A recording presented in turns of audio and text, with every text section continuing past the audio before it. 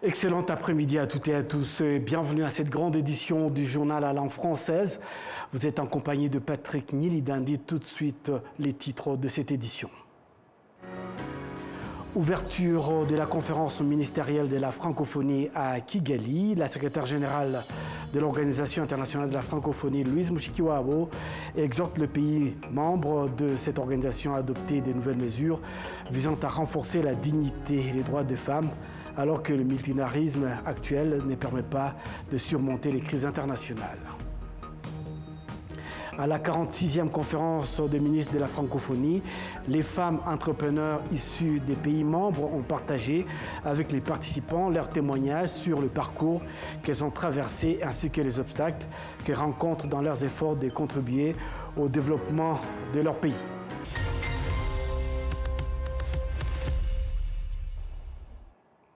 Encore une fois, bienvenue à toutes et à tous.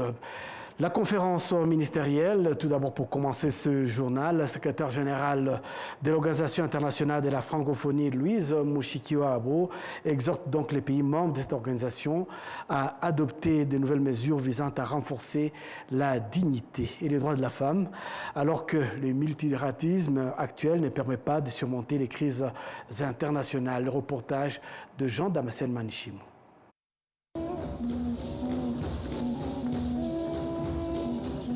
Le ballet national Urukerereza agrémente l'ouverture de la conférence ministérielle de la francophonie, la première à se tenir au pays des Mille Collines, ce pays qui est parmi les membres fondateurs de la francophonie en 1970. Kigali est de ce fait ces semaines la capitale de la francophonie. La 46e conférence ministérielle de la francophonie s'est ouverte sous le thème 30 ans après la conférence de Beijing, la contribution des femmes dans l'espace francophone. S'exprimant pour l'occasion, la secrétaire générale de la francophonie, Louise Mushikiwabo, a fait remarquer qu'au-delà des discours, le monde ne peut fonctionner sans une prise en compte pleine et juste de la moitié de sa population, constituée de femmes, avant de lancer un appel à tous les États membres de l'OIF à passer des paroles aux actes. Je vous exhorte à dessiner une nouvelle carte de l'espace francophone, mesdames et messieurs les ministres, plus franche, plus décomplexée, qui reconnaisse sans honte et sans préjugés le pouvoir des femmes, aussi bien dans la prévention et le règlement des conflits que plus intimement dans l'instauration de l'équilibre dans les foyers et dans nos familles. Ne nous y trompons pas. Le succès des femmes, la place qui leur revient, est une entreprise conjointe avec vous, messieurs. Sans vous, la partition serait incomplète et la musique un petit peu inaudible. L'objectif de cette ministérielle est de renouveler l'engagement de la francophonie en faveur de l'égalité femmes-hommes en renforçant nos actions concrètes et sur ce sujet et nous donnons les moyens d'aller plus loin dans la recherche des résultats. Partons de l'exemple du Rwanda, où les femmes ont joué un rôle exceptionnel dans la reconstruction du tissu rwandais après le génocide commis contre les Tutsis. La présidente de la Cour suprême, Domitille Mukanaganzwa, a montré qu'un pas supplémentaire doit être fait pour promouvoir efficacement les droits de la femme à travers le monde. Il y a 20 ans, au sein des tribunaux de justice communautaire Gacaca, que j'ai eu l'honneur de superviser, les femmes ont aussi été vecteurs de vérité et de réconciliation.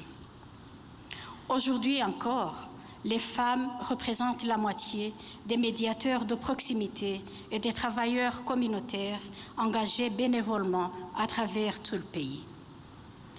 Ainsi, elles contribuent à traiter efficacement les problèmes liés à la violence basée sur le genre et aux abus envers les enfants.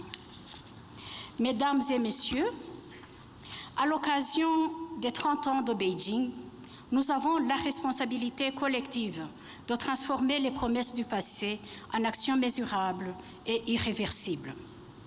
L'égalité homme-femme ne doit pas se limiter au seul principe, mais de devenir une réalité vécue, protégée et défendue partout. La ministre déléguée auprès du ministère de l'Europe, des Affaires étrangères, chargée de la francophonie, des partenariats internationaux et des Français de l'étranger, Eleonore Carrois, a invité les pays de l'espace francophone à être plus solidaires pour répondre aux défis du monde actuel. Nous vivons dans un monde ébranlé par les crises qui se superposent et touchent notamment les plus fragiles de l'espace francophone. Les thèmes de notre débat général et de notre huis clos n'ont jamais, malheureusement, été aussi pertinents. Dans un monde où le multilatéralisme est contesté, il nous faut plus que jamais réaffirmer notre attachement aux enceintes de dialogue international qui sont peut-être parfois imparfaites, nous pouvons le reconnaître, mais qui sont absolument irremplaçables. Avec une langue en partage, nous portons ensemble, au sein de la francophonie, des valeurs d'ouverture et de coopération concrètes. Ce format est parfois plus opérant pour créer des ponts et identifier des solutions que certains des mécanismes beaucoup plus complexes qui aujourd'hui sont parfois, malheureusement, au point mort. Je n'ai donc aucun doute sur le fait que ces 2 journées qui nous rassemblent permettront des avancées concrètes et utiles. Être à Kigali aujourd'hui, c'est affirmer notre engagement envers nos instances et leurs missions au plus près des populations. Dans un monde instable où les défis de sécurité s'intensifient, où les bouleversements climatiques deviennent plus pressants chaque jour, notre devoir au sein de cette famille francophone est de rester unis pour bâtir une francophonie de solutions, de compromis et de modernité. Je viens ici pour ma première CMF avec la conviction que nous pouvons, que nous devons avancer ensemble. C'est une conviction que cette enceinte de dialogue peut nous aider à relever les défis d'aujourd'hui et ceux qui viendront. Ce point a été martelé par la secrétaire générale de la francophonie, Louise Mushikiwabo, qui a montré que malgré tant de défis dans le monde actuel, l'OIF doit tendre vers des résultats positifs. On reproche, et pas totalement à tort, au système multilatéral dont l'OIF fait partie, son impuissance face aux crises internationales majeures, sa déconnexion du terrain et son incapacité à contribuer à la pacification du monde. Ce modèle de coopération internationale, désormais à bout de souffle, fait place à une architecture mondiale que l'on n'arrive pas encore à définir. Cette CMF, encore plus que celles qui l'ont précédée, advient sur fond de tensions politiques au sein de notre espace francophone, comme ailleurs. Des élections contestées et sources de violence, des manifestations importantes, des mécontentements populaires, des difficultés politiques notoires, ici et là dans l'espace francophone. Soyons lucides, la contribution de l'OIF à la résolution de ces crises multiformes reste modeste, car nous sommes, nous, l'Organisation internationale de la francophonie, tributaires des politiques souveraines de chacun d'entre vous, de vos États et gouvernements. Et malgré ces limites dont je suis bien consciente, et malgré le désordre international, la francophonie, enrichie de la diversité de ses membres, de sa capacité d'adaptation, de l'adéquation de ses mandats aux défis globaux, ainsi que de sa posture d'équilibre et de solidarité, d'écoute, est quand même parvenue à produire quelques résultats concrets et positifs. Les travaux de la 46e conférence ministérielle de la francophonie se poursuivent jeudi avec des sessions thématiques à l'issue desquelles les pays membres de l'OIF devraient réaffirmer leur engagement par l'appel de Kigali à renforcer la collecte des données sur l'égalité femmes-hommes, garantir la protection et la participation des femmes dans tous les domaines et promouvoir un développement inclusif durable et fondé sur l'égalité. À la 46e conférence de ministres de la francophonie, les femmes entrepreneurs issues des pays membres ont partagé avec les participants leurs témoignages sur le parcours qu'elles ont traversé ainsi que les obstacles qu'elles rencontrent dans leurs efforts de contribuer au développement de leurs pays respectifs. Parmi ces difficultés figurent les violences basées sur le genre ainsi que l'absence de cadre juridique protecteur dans certains États. Solange Oumoulielgoua, reportage. J'accompagne les PME africaines à leur accès au financement. Parmi celles qui ont Mais je livré dois leur avouer témoignage que ce figure chemin Dassou n'a pas du tout Kadidja été Kouyaté, artiste et danseuse multidisciplinaire, spécialiste dans le dialogue interculturel et l'expression identitaire, ainsi qu'Annie Chataï, experte en finances climatiques et entrepreneuriat durable en Afrique de l'Ouest. Elles ont souligné que l'entrepreneuriat féminin en Afrique est un parcours semé de nombreux défis qui exigent une vision claire et beaucoup de persévérance. Être une femme entrepreneur en Afrique, c'est comme courir un marathon. Sauf que la ligne de départ est à 2 km derrière les autres. On manque d'accès au financement, de garanties, de réseaux. On est jugé sur notre rôle, notre statut matrimonial, notre ton de voix. Et pourtant, les femmes africaines représentent plus de 50% des entreprises créées sur le continent. Pourquoi ? Mais combien d'entre elles dirigent des entreprises qui sont financées, prêtes à l'investissement, structurées? Très peu. Pourquoi? Parce qu'être une femme entrepreneur en Afrique veut dire en général 3 choses et que souvent, on s'arrête à la première. La première, c'est investir dans des produits où les femmes sont consommatrices. Et on le voit partout. Beauté, textile, agroalimentaire, on crée pour elles, mais rarement avec elles. La deuxième, c'est investir dans des entreprises dirigées par des femmes. Et là encore, les chiffres parlent. Elles reçoivent en moyenne moins de 3% des financements disponibles dans le capital risque. Et la troisième, souvent oubliée, c'est investir dans des femmes qui sont elles-mêmes en position d'investir. J'ai repéré à Hong Kong plusieurs jeunes femmes qui n'avaient pas forcément de support et d'encadrement dans leur carrière artistique. Et je les ai rassemblées. J'ai créé un programme de mentorship pour les aider et les accompagner à travers leur carrière. Je ne me suis pas arrêtée là. J'ai réussi à rassembler plus de 200 000 personnes grâce aux réseaux sociaux qui suivent ma carrière et qui s'en inspirent pour leur propre carrière afin de briser les frontières et de créer une communauté plus importante. La représentante résidente de l'ONU Femmes en Haïti, Ndouaï Marie Goretti, a pour sa part rappelé que les violences basées sur le genre constituent l'un des principaux facteurs freinant l'épanouissement et le développement des femmes. Je vous dirais qu'en Haïti, cette année, de janvier à septembre, on a eu environ 7500 cas de violence. Comparé à l'année précédente, c'est comme si on avait 27 cas de violence chaque jour, qui s'ajoutent chaque jour. Qu'est-ce que cela signifie? Si nous avons des femmes qui sont très, très, très actives, comme on le disait tout à l'heure, j'ai suivi les jeunes qui nous parlaient de leur expérience, les femmes haïtiennes, ce sont elles qui bravent toutes les difficultés dans le pays pour s'assurer que tous les marchés d'Haïti, dans tous les 10 départements, sont approvisionnés en vivres. Ce qui veut dire que, malheureusement, elles font ça, mais elles s'exposent davantage à ces violences. Pourquoi? Parce qu'il y a des routes qui ne sont pas facilement accessibles.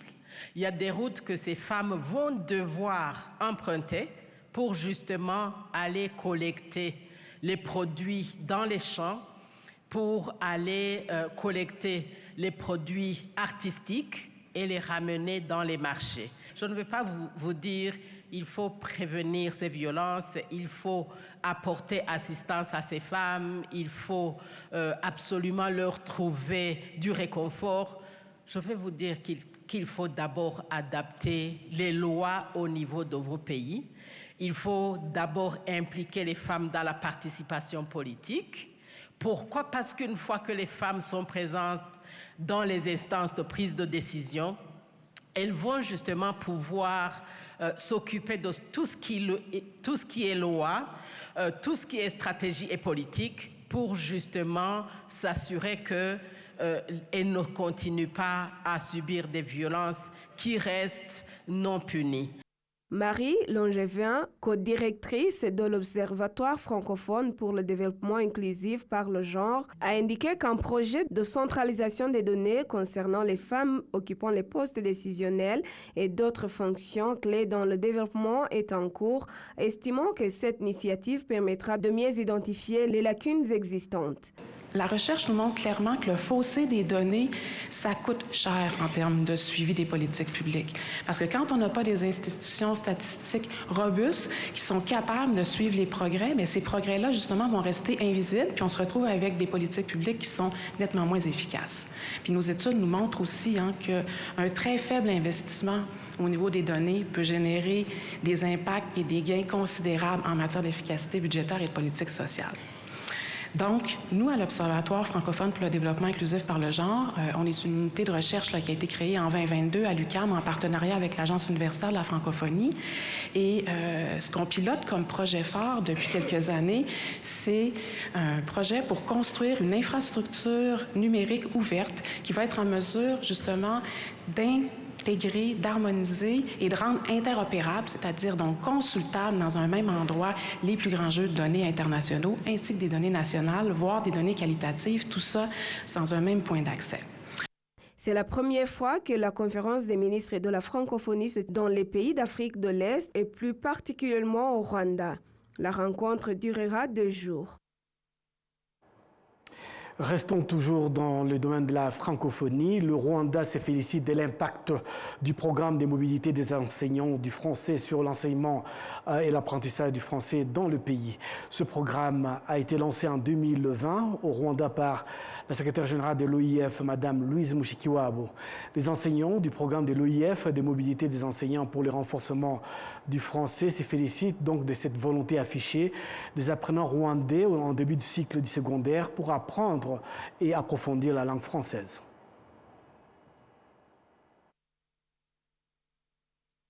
Niveau intellectuel, ils sont très motivés et ils sont capables de faire des recherches. Ils essayent fort, ils travaillent dur, même le soir ici, parce que c'est une interne. Le soir ici, ils restent jusqu'à 11 heures le soir à travailler. Donc, ils font des sketchs, ils créent des sketchs eux-mêmes. Ils emploient le lexique qu'ils apprennent dans le manuel afin de créer des productions écrites. J'ai presque 300 productions écrites des classes de langue ici. Je préfère travailler avec la classe de la première année parce que c'est la classe la plus proche du niveau débutant, mais aussi c'est la plus durable ici au TTC et qui est capable de faire plus d'efforts par rapport aux autres promotions.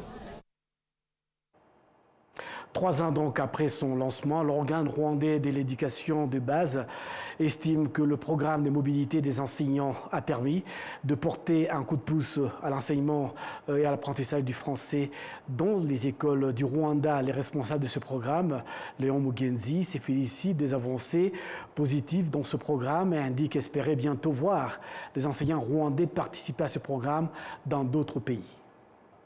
Oui, je pense que cette coopération, en fait, est durable, mais bien sûr, ce n'est pas pour dire que cette coopération va continuer sans fin, parce que, vous comprenez, la coopération, quand il est là, donc nous évaluons tout d'abord les avantages de cette coopération. Bien sûr, nous aimerions bien avoir nos enseignants aussi capables d'enseigner le français comme il faut, au moment où nous trouvons que nos enseignants seront capables. Bien sûr, on dira qu'on n'aura pas besoin toujours de cette aide qui vient de l'Organisation internationale de la francophonie, d'envoyer toujours les enseignants volontaires. Pourquoi pas, en fait, nous envisageons aussi que nos enseignants rwandais de français pourront aussi aller appuyer d'autres pays, comme ce projet de mobilité des enseignants volontaires. Pourquoi pas avoir aussi des Rwandais qui vont dans d'autres pays pour enseigner le français. Donc, à long terme, je dirais qu'on aimerait bien avoir des enseignants capables d'enseigner le français et aussi capables aussi d'appuyer d'autres pays. Aussi avoir des enseignants volontaires rwandais dans d'autres pays. Poursuivons avec tout à fait autre chose. L'autorité chargée du transport maritime du sultanat d'Oman a annoncé ces derniers jours son ambition de renforcer sa coopération avec le Rwanda. Cette collaboration devrait porter sur plusieurs projets liés au transport maritime, à la logistique ainsi qu'à d'autres domaines susceptibles de consolider les relations déjà excellentes entre les deux États. Le point avec Michel Iradukunda. Cette annonce intervient alors que l'Oman se prépare à célébrer la 55e édition de sa fête nationale, un événement considéré comme un symbole d'indépendance, d'héritage culturel, d'unité nationale, mais aussi une date marquant la naissance du sultan Qaboos bin Saïd, le père des grandes réformes qui ont transformé ce pays arabe à partir de 1970. Situé au sud-est de la péninsule arabique, le sultanat d'Oman partage ses frontières avec les Émirats arabes unis, l'Arabie saoudite et le Yémen. Sa façade sud-est donne sur la mer d'Arabie, tandis que sa partie nord-est est bordée par le golfe d'Oman. Son économie repose principalement sur l'exploitation du pétrole et sur le transport maritime, un secteur stratégique dynamisé par Asiyad, le plus grand groupe mondial spécialisé dans la logistique maritime, présent dans plus de 60 pays. En ce mois de novembre, le pays enregistre une forte affluence de visiteurs, attirés par un climat particulièrement agréable, mais aussi par les préparatifs des célébrations nationales. Cette fête commémore à la fois l'indépendance d'Oman vis-à-vis du Portugal en 1650 et la naissance du sultan Qaboos, figure emblématique du développement moderne du pays. À Mascate, la capitale, les festivités se font déjà sentir. Les rues sont décorées aux couleurs du drapeau omanais, blanc, rouge et vert. Les marchés traditionnels, les souks, s'animent davantage. Les enfants accueillent les visiteurs à la Royal Opera House, Muscat, et dans plusieurs villes du pays, une atmosphère de fête et de fierté nationale s'installe pour marquer ces 2 jours fériés. La célébration de cette année intervient dans un contexte où Oman poursuit son ouverture diplomatique et économique. Les relations entre le Rwanda et Oman connaissent d'ailleurs un essor notable, particulièrement dans les domaines du commerce et de l'investissement, comme l'a souligné son Excellence Sheikh Ahmed bin Hashil al-Maskari, président du comité de coopération du Conseil de coopération du Golfe au sein du ministère omanais des Affaires étrangères. De nouveaux projets sont également envisagés pour l'avenir. Le secteur omanais du transport s'intéresse notamment à une collaboration avec le Rwanda dans le développement des ports et des chemins de fer, une ambition réaffirmée par Dr Ibrahim bin Bakit al-Noudahiri, directeur général du groupe Asiyad. Le sultanat d'Oman célébrera donc sa fête nationale ce jeudi 20 novembre à travers 2 jours d'événements qui mettent en lumière son identité, son héritage et ses valeurs fondées sur la tolérance, la neutralité, l'hospitalité et la paix, des valeurs étroitement partagées avec le Rwanda. Le ministère de l'Éducation, en partenariat avec les institutions internationales spécialisées dans l'apprentissage numérique, AlexX et Anthropic, a lancé une nouvelle technologie appelée Shidi, destinée à être utilisée dans les écoles pour renforcer la qualité de l'apprentissage. Cet outil vise à aider les élèves à mieux comprendre, explorer et résoudre les problèmes liés à la société. Les précisions avec Michel Iradukunda. À Kigali, le ministère de l'Éducation a lancé une nouvelle étape dans la transformation numérique du secteur éducatif rwandais. En collaboration avec les plateformes technologiques internationales ALX et Anthropic, il a dévoilé un outil d'intelligence artificielle baptisé Shidi, conçu pour accompagner les élèves dans leur apprentissage. Shidi est une technologie pensée pour stimuler la compréhension, l'exploration et la capacité des jeunes à résoudre les problèmes auxquels font face leur communauté. Un outil qui, selon ses promoteurs, pourrait contribuer à renforcer l'autonomie intellectuelle de la jeunesse africaine et à soutenir un développement durable fondé sur les solutions locales. La cérémonie de lancement a réuni des responsables du secteur éducatif et technologique ainsi que des partenaires internationaux. La ministre de l'Innovation et des Technologies de l'Information, Paula Ingabire, a annoncé que le programme sera d'abord expérimenté à la Rwanda Coding Academy avant d'être progressivement étendu aux autres institutions publiques. De son côté, Fred Swaniker, fondateur de ALX et Sand Technologies, a rappelé que Shidi ne vise pas à remplacer l'effort des élèves, mais à les encourager à analyser, raisonner et développer leurs propres solutions.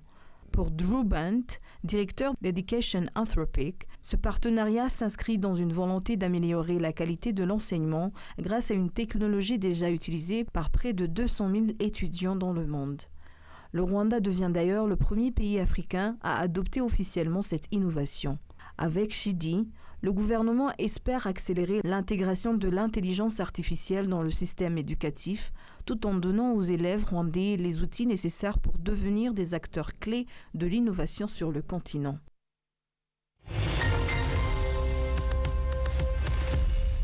C'est donc avec cet élément que nous allons boucler complètement cette grande édition du journal à langue française. Au nom de toute l'équipe qui m'a accompagné tout au long de ce journal, je vous souhaite de passer une excellente soirée en notre compagnie.